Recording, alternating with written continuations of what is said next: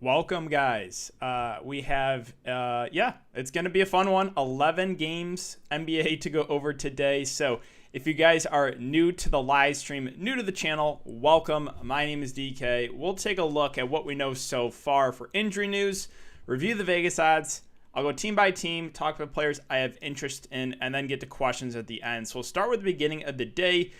Jaden McDaniels for Minnesota is in, but will play off the bench. Kind of interesting since he'd been starting before. Let's see. Brogdon, Lamb, Sumner, all out. Pretty big news here. Jonas Valanciunas, doubtful. Triple J out. I think that opens up some value here for the Memphis Grizzlies. LeBron James is out too. We'll talk about that. Kind of a weird one here. So now Frank Jackson unlikely to play. Josh Jackson likely to play. We'll see what they do with the starting lineup for the Pistons. But now they have 9 bodies, which just makes it a little bit difficult, right? If they had 8, then I would be pretty high in guys like Saban Lee, some of those really cheap value guys, maybe even a Killian Hayes. With 9 bodies, it makes it a little bit trickier. So we'll keep an eye on that starting lineup. Monte Morris on track to play. That also kind of takes the Denver value out of play. Guys like Campozo, maybe an Austin Rivers. Not really looking to them if Monte Morris does play. Hernan Gomez will play. Let's see, some of the stuff is for Wednesday. And we got news that Chris Boucher will start. So that makes Toronto slightly less appealing. They go from an 8-man rotation to a 9-man rotation. We'll see what they do with the starting lineup. And we'll see if Boucher is going to be limited, because if there's no limit on Boucher, then I actually really like him and a super short-handed team. Now, if he's limited, then obviously not as much, and then we can look to more of the other value guys. The Raptors should have 9 here. 1, 2, 3, 4, 5, 6, 7, 8, 9. Again, I'm curious to see what they do with the starting lineup here with Boucher in the starting lineup. I would guess he starts alongside Birch, maybe Gary Trent Jr., Flynn, and then like a Yuta Watanabe maybe. All right, so let's take a look at these Vegas odds, and then we can go team by team and get to questions. So let's see. Is this going to refresh or no? So I'm not going to go through each one, but pointing out a couple, high total games. That Pistons Timberwolves game is pushing 230. A little bit of blowout risk maybe because the Pistons are pretty shorthanded. Memphis and Dallas is pushing 230 as well. Philly and Indy is over 230, 234. Waiting on Embiid news. Magic and Bucks is 230, but that's a 14.5 point spread. Some pretty big blowout risk there. The Kings and Thunder is also 224, but that has some blowout risk. And Suns Warriors is 231.5 over under. Suns only 4.5 point favorites. All right, guys. So let's go team by team. Real quick, though, I'll ask if you are coming in, if you could leave a like button on the live stream. Helps me out a ton. What's going on, guys? Ancor, Patrick, how's it going? Excited for this one. Yeah, it's going to be, again, 11 games. It's going to be kind of a crazy one, but yeah, excited to talk about it. So Denver and Charlotte, let's do it. On the Denver side, I think Nikola Jokic, this is definitely, basically every single slate from here on out is going to be stars and scrubs, because a lot of teams are going to be resting players, shorthanded teams. So it's just going to be one of those slates where it's like every time you pick the 2 to 3 stars you want to go with, and then you go with the value. So Nikola Jokic is one of those stars we can definitely consider. He was very popular last slate. I liked him a lot, and he busted in a great matchup. But now he gets the Charlotte Hornets. It's still a really good matchup. I think, Jokic is firmly in play. Not super on MPJ there at 8.5. Would rather get to other stars. And the value, again, guys like Campozo, Austin Rivers, with Monte Morris in, I'm probably just going to, back off. So not a ton else there from Denver for me. On the Charlotte side, it's just hard to get excited about anyone. Like LaMelo, Rozier, both over 8K. Nah. PJ Washington's over 7K. I don't really care if Devontae Graham plays. It doesn't do a ton for me. It's just not a ton. There's not much here. I will just mention one maybe sneaky value play, and it's just because the minutes recently have been trending up. 17, 18, 16, and 22 minutes the last game for Cody Zeller. We know he's a good point per minute guy. This is a big Denver front court. I think it's at least worth a look in large field tournaments. So, yeah, that's all I really got. On the Minnesota side, there's, basically the main guys I've mentioned. Good matchup, so Cat at 10-2 is someone we can consider. He's got 50-plus feints, one upside. Not scared of Isaiah Stewart in the defensive end. Ant-Man, D'Lo, both probably play, 35 minutes in a close game. We've seen both those guys have upside. I think both are firmly in play. Don't even mind Ricky Rubio, assuming he starts again. He was on pace for over 30 minutes last game, 33 the previous. He's a guy that can get the peripheral stats and is a fair play in the mid-range that will go overlooked. And then value, McDaniels is going to play but come off the bench. I would guess Vanderbilt still starts them, but I don't think he plays as much. He played 22 in a blowout with McDaniels back. I'll probably pass on the Minnesota value. Now moving on to Detroit. So this is a tricky one, right? Because Frank Jackson out, Josh Jackson in. Now they're going to have 9 bodies. So Saddiq Bey and Isaiah Stewart. Saddiq Bey is going to play huge minutes. He's probably going to play close to 40. So I think he's a safer play, but doesn't really stand out at almost 7K. Like, he can still have upside, but I'm not going out of my way to play him. Isaiah Stewart, my issue is he's no longer like really cheap, and he's going up against Karl Anthony Towns, and Stewart's been in some foul trouble recently. Again, I do not like playing centers against Karl Anthony Towns. I mentioned that with Mo Bamba the previous slate. Mo Bamba was 70% owned. I ate it anyway, and he got in immediate foul trouble. And again, that's why I don't like playing centers against aggressive centers like Embiid, like Jokic, like Cat, because the chance for the foul trouble increases. So Josh Jackson will play, or expected to play. We'll see what they do with the starting lineup. If he does start, I think he's a pretty solid play in the mid-range. The only issue is the minutes have been fluctuating a little bit from him, but he's someone that's not afraid to shoot the ball. Killian Hayes, kind of out of nowhere, just went for almost a triple-double, 21, 7, and 8. I don't know if we get 38 minutes again, but I think we get 30-plus from Killian Hayes. I think he's a solid play in the mid-range. Does feel like chasing a little bit, but I still think he gets some decent minutes. Sekou Doumbouya at 4-5. We probably get about 25-ish minutes from him, 25 to 30. I don't love the price there. Saben Lee was a guy I would really like if both the Jacksons were out, because I would think he would have started and played 30-plus minutes. He played 32 the last game. He's a decent point per minute guy. If he starts here, then I like him. If he comes off the bench, he becomes a little bit riskier for sure.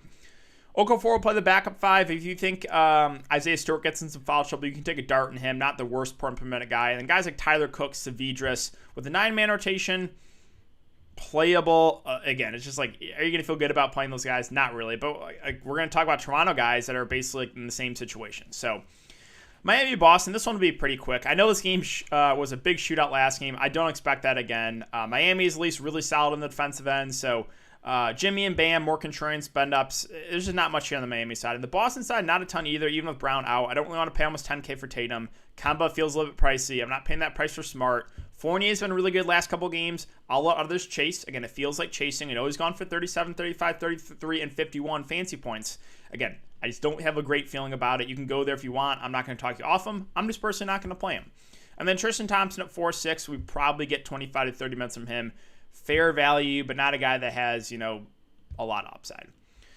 Clippers and Raptors. So tough part here is the blowout risk here for these Clippers guys. But like Paul George and Kawhi are both priced under 9K. If you think this game can stay competitive, then I don't mind these guys in tournaments. My issue is I really don't want to pay, I don't want to play these guys who are only going to play 3 quarters. So that's the risk with guys like Kawhi and Paul George. If I'm going to pick one, it would be Kawhi. Again, though, I am worried about the blowout here. This is, where are we at? 14-point spread. So, right, a little bit worried about that. I will mention one, just dart throwing tournaments. If you think this game, if you're playing the blowout factor and you think this game does blow out, a guy like Boogie Cousins becomes interesting. He is a phenomenal point per minute guy, playing the backup 5 and playing about 15 minutes. If this turns into a blowout, he probably pushes for 20-plus minutes and could crush at, no ownership. All right, Toronto. So, Boucher playing, it kind of throws a wrench into things. I'm not sure if there's going to be a minutes limit. Let's see.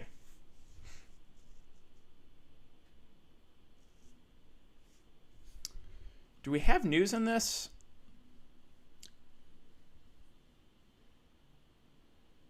Devontae Graham available. Again, doesn't do much for me. Monte Morris available. Aaron Gordon available. Okay, let me know if you guys see anything about Chris Boucher. He's starting. If there's no limit on Chris Boucher, I like him for GPPs because we know this guy is a great point per minute guy. We've seen a lot from him this year. With him being in the lineup, it does kind of hurt the rest of the Raptors. I'm not really on Kem Birch. I think Gary Trent Jr. is still solid because he's going to shoot the ball a ton. I played him at low ownership, somewhat low ownership last slate. I hate playing the guy, and what does he do? He shoots 5 of 20.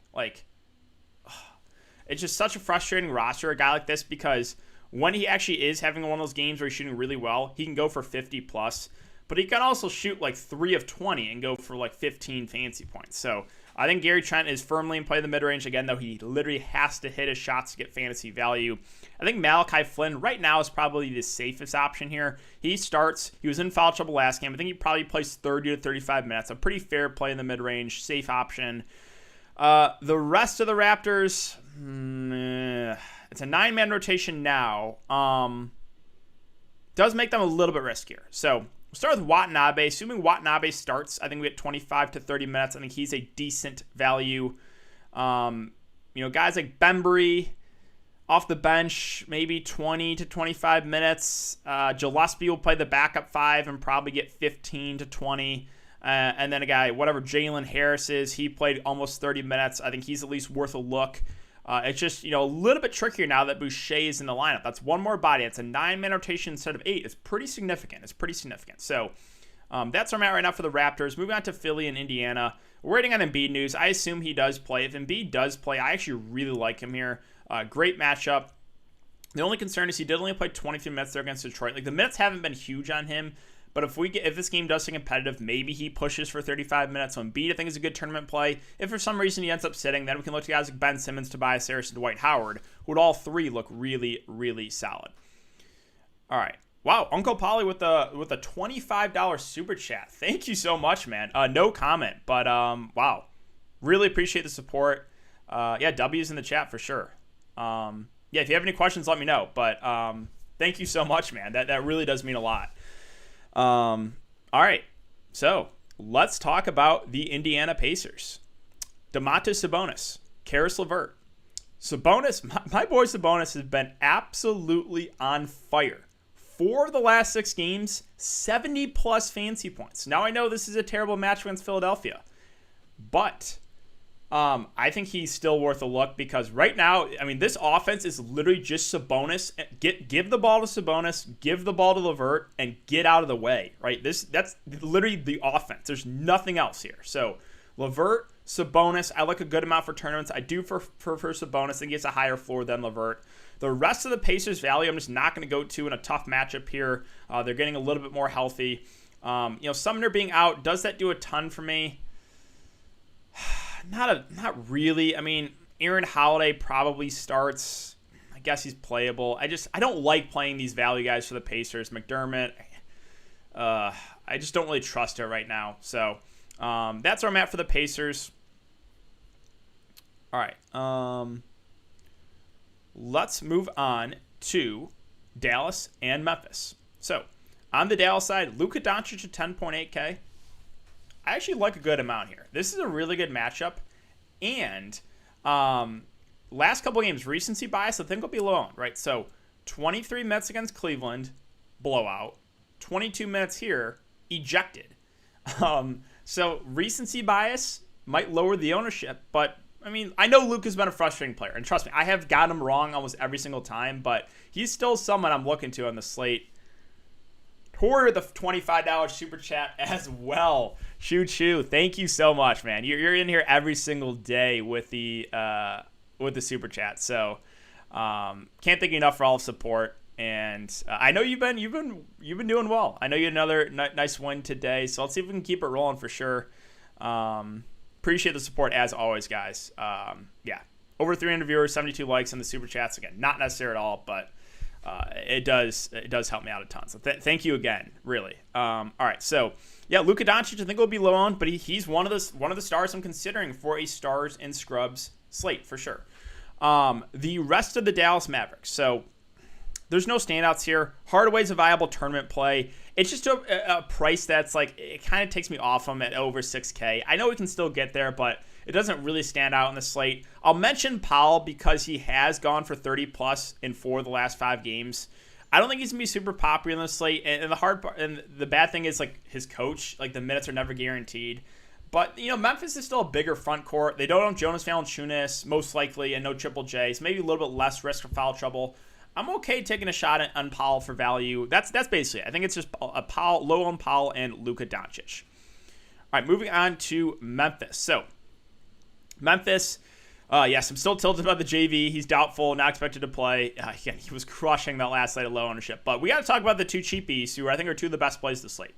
Xavier Tillman at 3.6. I assume he starts at the 5. I assume we get 25 to 30 minutes, and I really, really like him. He's a good point per minute guy. And then Brandon Clark, another good point per minute guy. Not exactly sure if he starts or not. Either way, he's going to play more. So Clark, Tillman, really, really like for value. They're going to be popular, and I agree. They should be popular. I think they're two of the best plays of the slate. Now, Slow-Mo. He'll probably play more at the 4 now. He's been a good point per minute guy when playing more at the 4. He's a guy that can stuff the stat sheet, and we probably get over 30 minutes from him now. So I actually do like Kyle Anderson a good amount in the mid-range. And then John Morant at the top actually gets a pretty big boost here with no Jonas Valanciunas and Triple J. We've seen some massive, massive games from John Morant when those guys are out. This is not the worst matchup. So I like Ja at the top. I like Slow-Mo in the mid-range. And then it's Tillman. It is Clark for value. Patrick with the $5 super chat. Thank you, man, to show support and to say thank you for all your work you put into. As always, man, you're in here every day with the comments. Positive guy. Hoping for a big night for you. And again, really, really do appreciate all your support and everything. So, all right, let's move on to the next game. So we got 5 games left, Brooklyn and Chicago. We'll start with Kevin Durant and Kyrie Irving. I like them both in a good matchup here. I think I give the edge to Kevin Durant. I mean, the minutes, right? He's playing like 40 minutes. This game where he played 36, he was in foul trouble. I think Kevin Durant looks really, really good at this price. Also like Kyrie Irving. Again, has similar upside, maybe a little bit of a lower floor, right? He had some massive games when KD was chalk, and like he was like 1%. So I always like Kyrie as the pivot off KD. KD should be more popular. I agree he should. But Kyrie still has similar upside, just a little bit of a lower floor. So like both the Brooklyn guys, do prefer KD if we're talking optimal build. Don't mind taking the shot on Kyrie, though, to differentiate yourself on this 11-game slate. And the value for the Nets, there's not much here. Like if Blake starts at the 5, he's worth a look. But do I want to pay $5K for Blake Griffin? Not really. Not really. All right, Chicago. So one of my favorite plays in the slate and is going to be virtually unowned today, Nicola Vucevic at 10-3. I mean, he is playing massive minutes in close games. These two, blowout. 36, 36, 37. He's getting a double-double every slate. He's getting some assist. He can get you the blocks and the steals. This is one of the best possible spots against this Brooklyn Nets front court. I really like Nicola Vucevic, and I just think he is going overlooked in the slate. But yeah, love me some Vooch. He's my Jonas Valanciunas call. Jonas Valanciunas was the low-owned guy I loved last slate. Nicola Vucevic is the guy today for me. He's going to be unowned, but I really like him. The rest of the Bulls, not as much. Levine feels a little bit too pricey. I mean, Kobe White's been playing well, but I don't really want to pay $7K for him. Tice is still questionable. Doesn't do a ton. If he's out, I think Thad Young's worth a look in the mid-range. We'd probably get somewhere around 25-ish, 25 to 30 minutes. We know he's a guy that can stuff a stat sheet in an up-tempo game. Don't hate him as a mid-range play if there's no Tice, but that's basically it. I like Vooch a good amount. On the Magic side, I'll probably be staying away from these guys. I'm worried about the blowout, and right now the minutes are all over the place for a lot of these guys. So, do I want to pay over $7K for Mo Bamba? If I knew he's going to play 35 minutes, I'm fine with it because he's a good point per minute guy. I'm just not convinced. He got in foul trouble last game, only played about 20. I don't know if I can pull the trigger there. Hampton feels priced about right now. I don't want to pay that price for Cole Anthony. Bacon and Gary Harris, no. Again, Mo Wagner at 5.2. Minutes haven't been amazing on him. If I'm going to take a shot in one guy for the Magic, I know it's kind of gross, but it's Ignas Brazdeikis. 32, 30, and 35 minutes the last 3 games. I mean, I think you can, if you want to get off of somewhat chalky Toronto value, and you want to, you're playing a chalky lineup in tournaments, and you want to get different in one spot, maybe you play a guy like Brazdeikis instead of one of those Raptors guys, because I think we probably get around 30 minutes from him, and he's gone for 20 plus in 3 of the last 4 games, so at least worth a look for a value play. On the Milwaukee Bucks side, so for me, I'm probably going to be staying away from this team. Right now, I just have no confidence that this Magic team keeps it close. If you want to take a shot in Giannis Antetokounmpo, I'm not going to talk you off him. If this game can stay competitive, you could see a pretty big game, but I'll just be avoiding the Milwaukee side. All right, Phoenix and Golden State. On the Phoenix side, the big 3 are all in play. Up-tempo game. I think my favorite being Chris Paul, and again, it's because he does the peripherals, right? 11, 16, 6, 11, 10 assists. He's a guy that can rebound the ball, obviously score the ball, get you some steals, get you some blocks. He can do it all. He should play 30 to 35 minutes in this game. I think Paul's a safer play in the mid-range, so we'll go overlooked. Don't mind a Devin Booker in tournaments. Again, he does have a little bit of a lower floor. Ayton's been really up and down. He has like 150 bomb in here. Other than that, he's been disappointing. I don't know if I can pull the trigger on him here. I will mention Jay Crowder is a fine value. We probably get 25 to 30 minutes out of him. Again, if you have a little bit more salary left for value, I don't hate taking a shot there. And last guy I'll mention is Kaminsky. And just because he played over 20 minutes the last game, we know Kaminsky's a good point per guy. Am I convinced he's going to get these minutes again? No. But 19 to 25 minutes last two games is not bad for a guy that is close to min price. And he's actually a good point per guy. On the Golden State side, so Steph Curry in tournaments, I like a lot here. I mean, the price came down. He's just playing massive minutes. He's a scary fade. He is just a scary fade no matter the matchup. So I think Steph Curry is a really good tournament play. Draymond Green, don't mind in the mid-range as well. We're probably going to get 35-plus minutes from him. We know he's got the triple-double upside, even though it's a bad matchup. That's probably about it, though. I don't think I get to anyone else here. So it's Steph and Draymond. All right, we have, wow. Uncle Polly with a $100 super chat. No comment, man. I don't even know what to say. Yeah, I don't even know what to say. I don't. I can't thank you enough for that, man. That is so generous. Yeah, you made my day, man.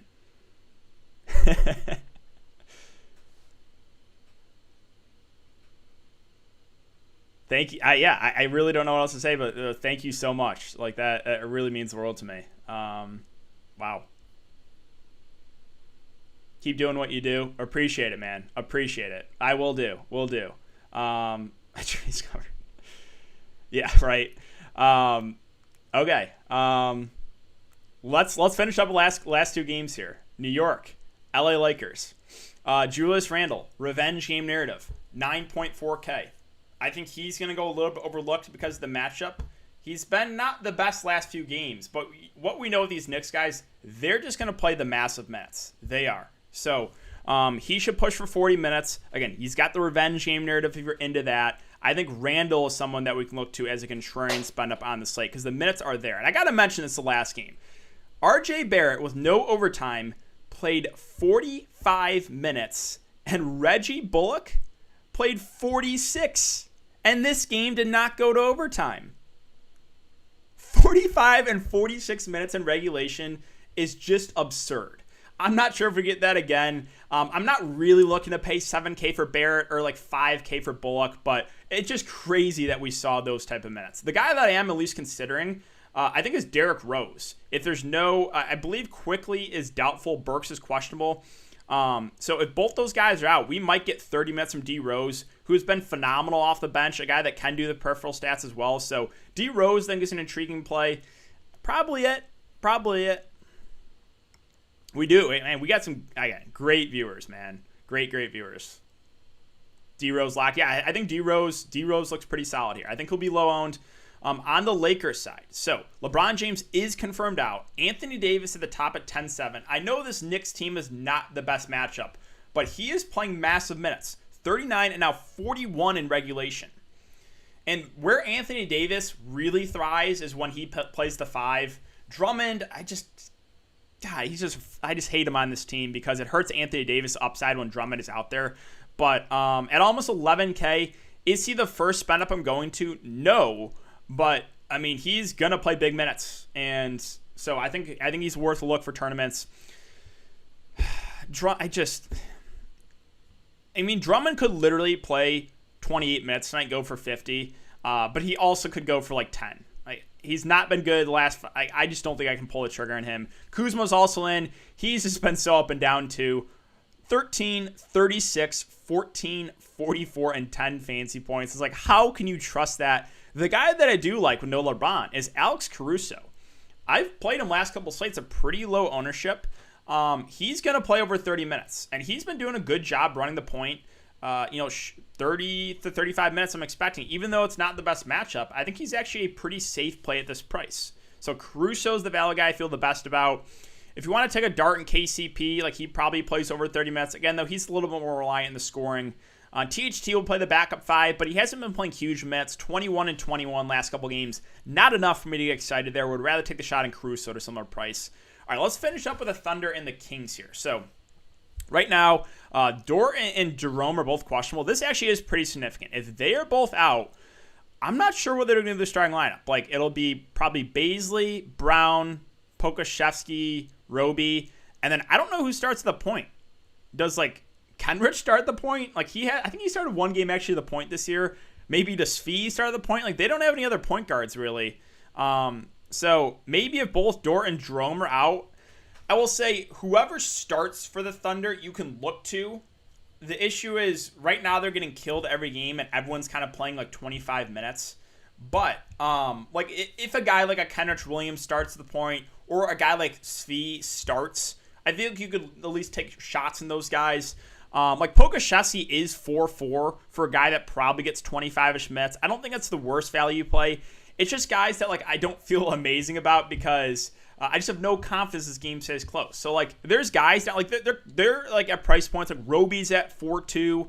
I could see one of these a couple of these Thunder guys having pretty good value or pretty good games, but it's just hard to nail down which one's going to be. I think like Pokusevski is interesting. Maybe guys like Kenrich and Svi if they start. If Kenrich doesn't start though, don't play him because in games he hasn't started, he's gotten a few DNPs recently. And finally, the Sacramento Kings. Again, they somehow blew out the Thunder last game. Buddy Hield, DeLon Wright at the top, I think are both in play for tournaments. If the Thunder can keep this game close, you could see 50 plus from either of these guys. So I think I prefer DeLon to Buddy, even though both have been doing better jobs of the peripheral stats. Buddy Hield mainly, but DeLon Wright's just a guy that can go for a triple-double. Barnes most likely out. Holmes and Bagley are in play in the mid-range. Again, though, there is blowout risk, but in a close game, we probably get over 30 minutes from Holmes. And Marvin Bagley is probably a guy that I couldn't tell you how many minutes he plays. 19 and 21 in a blowout last couple games. He is like a good offensive player. It's just his coach, right? I mean, you guys know the drill by now. And then a couple other guys we'll mention. Davis on the bench has been solid. The price doesn't really stand out, but worth a look maybe in the late slate for tournaments. Mo Harkless is a guy I could at least see playing 36, 39 minutes in close games. 26 the last one, but we probably would have got over 30. When I play him, he's been terrible, but he has gone for 20 plus the last 3 games, and it is the Thunder. So that is all I got, guys, for 11 games. Got some time for some questions, so let me refresh one more time. Do we have any more news here? Okay, Tice now probable. Okay, so we got the Grizzlies starting lineup, and Brandon Clark is not starting.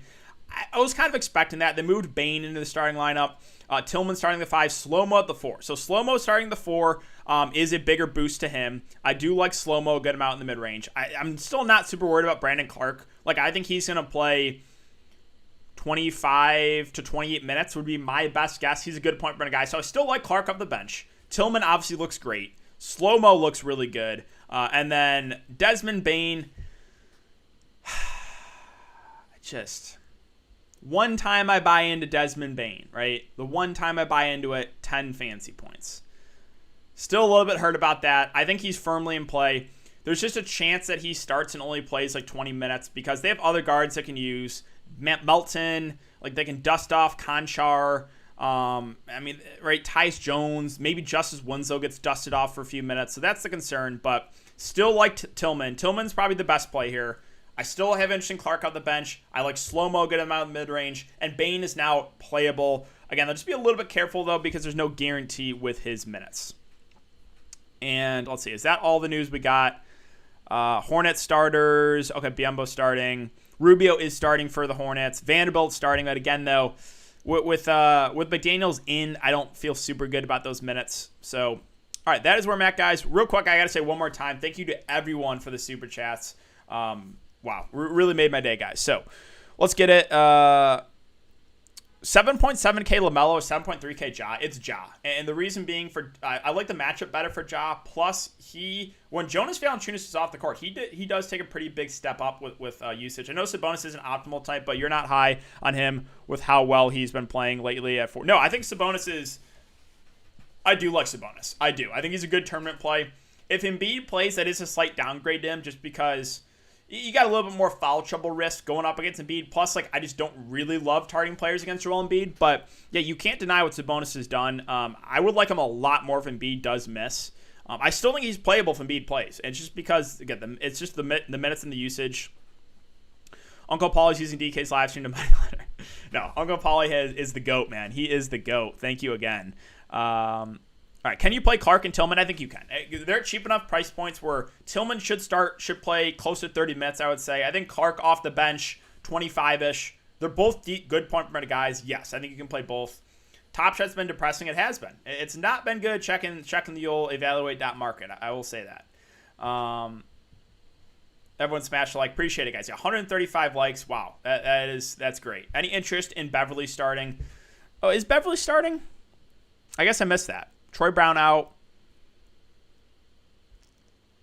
He is starting. Okay, I did gloss over that. My only concern is, first of all, there's blowout risk. Second, they have two other point guards, right? They have Rondo and Reggie. He's not out of play, but it's not something I feel amazing about. Like, you can take a shot on him, but I don't love it. Top priority, Raptors. Do we have Boucher? I still don't know the news on Boucher yet. If Boucher's not limited, I like him a lot. I think I think Malachi Flynn's probably the safest. He should run the point guard a lot, should play over 30 minutes. With the value guys, I think whoever ends up starting, probably Watanabe would be the next guy I would look to. But Toronto does become a little bit riskier with Boucher now in. Sabonis or Tatum, for me, it's Sabonis there. Boucher or Holmes, we don't know about. So just monitor the Boucher news. Hopefully we get news if there's a limit. If there's no limit on Boucher, I prefer Boucher. Yeah. If Embiid is out, I'm playing Dwight until Dwight. If Embiid does end up resting, then I'm playing Dwight Howard too, because Dwight Howard will probably not start, but he'll probably play 25 minutes on the bench and it'll be a phenomenal value play. So yeah, Dwight, and then Ben Simmons and Tobias Harris. I know they've been disappointing, but this is just one of the best matchups if Embiid is out. Would really like both of them. So if Embiid does miss, that changes the slate for sure. All right, Cat or Steph? Yeah, that's a tough one. Might give a slight edge to Steph, but that's close. Who between trio of Boucher, RJ Barrett, Sadiq Bey? It's hard to answer because I don't know Boucher news. If there's no limit on Boucher, I will say Boucher. If there is a limit, I think I go RJ Barrett there. Wright, Davis, and Harkless stack Sacramento. You can do it.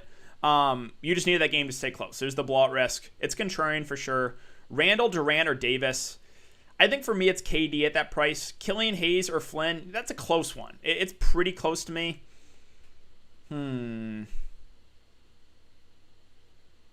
I think it's basically a toss-up. I think they both look good. I think both play over 30 minutes. Ja Flynn or Steph, Bryn Forbes. Ja Flynn. Yeah, I don't want to play Bryn Forbes. 11K Jokic, 10.6K KD, or 10.2K Sabonis. Might be Sabonis there. LeVert or Levine? Give me LeVert. I don't love the LeVert against Philly, but again, the Pacers offense, it's just those two. Curry and Luka, both 10-3 on FanDuel. What do I do? I think the upside right now is a little bit higher on Curry. I don't know. That's a tough one. I do like Luka. I think he'll be low owned. I like the matchup. I might give a slight edge to Luka there, but yeah. Boucher is starting. Projected for 33 minutes. Okay, so there's no... Let me just do a Boucher minutes. Let's see. Do you have anything here? I'll close it out on this.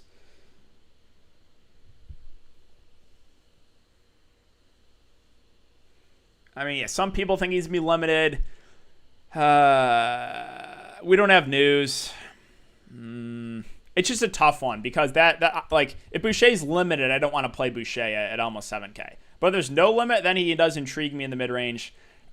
We might not get that news, which does kind of suck. So hard to say right now. I think KD over Kyrie there. Clark's still viable. Yeah, still like him off the bench. I do prefer Tillman if you're going to make me pick one, but I still like Clark off the bench. Luka at 19% DK. Okay, so that is a little bit higher than I thought. I still have interest in Luka. Top spend-ups. It's tough because there's I don't know if there's one standout. I think, let's see, Jokic, Luka, KD, Sabonis if there's no LeVert. Optimal build-wise, maybe those four. That's probably where I'm at. Who's slow-mo? Kyle Anderson for the Grizzlies. Yeah, he's playing at the 4. He does get a pretty big boost when playing the 4. So I do like Kyle Anderson a good amount there in the mid-range. All right, guys. That is going to do it for the live stream. Good luck to everyone. Okay, so we got Nugget starters. Campazzo starting again, though. Monte Morris in. So Rivers is starting too. I don't trust Mike Malone. You saw what they did with Millsap the last game, getting a DNP. Monte Morris is going to be limited somewhat, but I don't know if I can pull a trigger in either Campazzo or Rivers.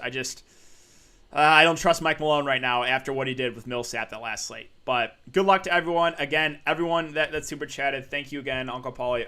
All the support is greatly, greatly appreciated. And I'll be back here tomorrow, guys. So I'll see you Wednesday, and good luck. I hope you guys all win big tonight.